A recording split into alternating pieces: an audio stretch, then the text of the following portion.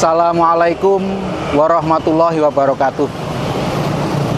Alhamdulillah alladzi hadana li hada wa ma kunna linahtadiya laula an hadanallah. Asyhadu alla ilaha illallah wa asyhadu anna Muhammadar Rasulullah. Allahumma sholli ala Muhammad wa ala ali Muhammad. Pemirsa yang dimuliakan Allah, setiap orang yang hidup di dunia ini tentu ingin merasakan hidup kaya dan bahagia. Seorang filosof dari Yunani, Plato, mengatakan bahwa hanya ada dua cara untuk menjadi kaya. Yang pertama, dengan memiliki harta yang banyak. Dan yang kedua, kalau tidak bisa memiliki harta yang banyak, merasa cukup dengan apa yang ada. Merasa cukup, merasa bahagia dengan apa yang diterima dari Allah Subhanahu wa Ta'ala. Kelihatannya sederhana apa yang dikatakan oleh Plato. Memang dengan memiliki banyak harta, orang punya peluang untuk bahagia. Secara lahiriah seperti itu. Tetapi pada kenyataannya tidak setiap orang yang memiliki banyak harta bisa hidup bahagia. Maka sesuai dengan sabda Rasulullah SAW, laisal ghina an kasratil arad walakinal ghina ghinan nafs. Kata Nabi, kaya itu bukan karena banyak harta, tetapi kekayaan yang sesungguhnya adalah kekayaan yang ada pada jiwa, kekayaan yang ada pada hati. Meskipun orang itu memiliki banyak harta, tetapi kalau hatinya sempit, hatinya tidak lapang, maka sesungguhnya dia tidak kaya atau dia tidak bisa bahagia dengan hartanya itu.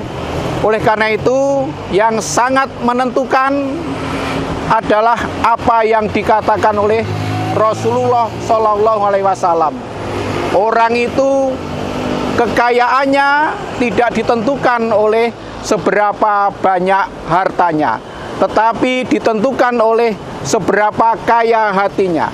Kalau orang itu bisa merasa cukup, yang dalam bahasa agama disebut dengan qanaah, maka dia sesungguhnya termasuk orang yang kaya.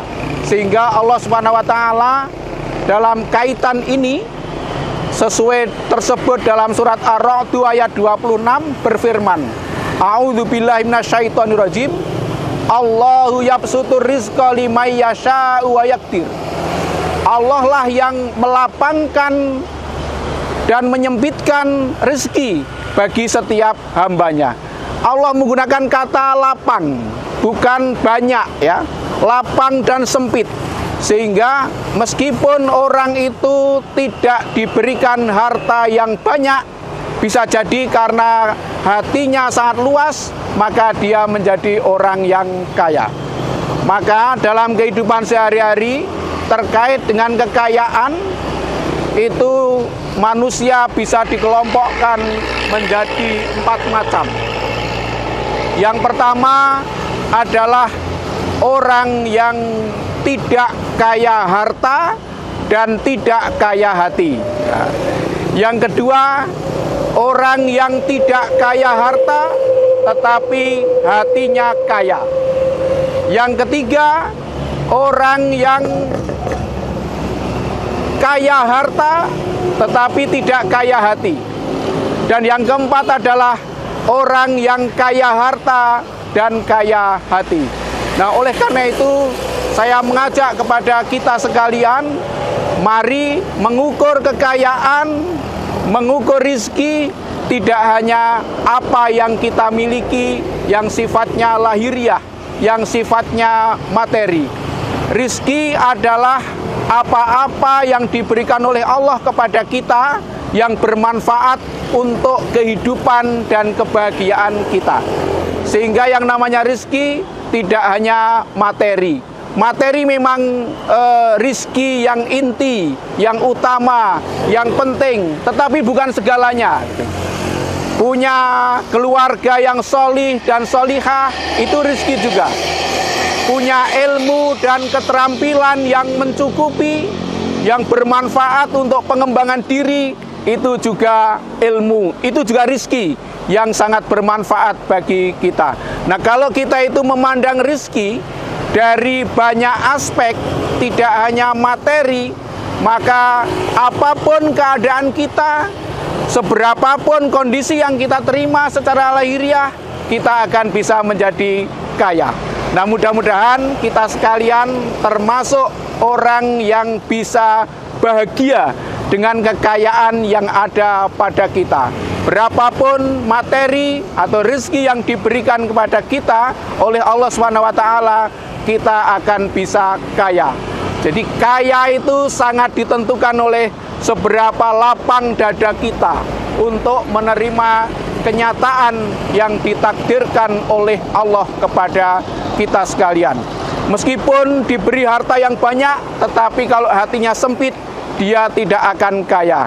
Karakter orang kaya itu adalah orang yang sudah tidak meminta.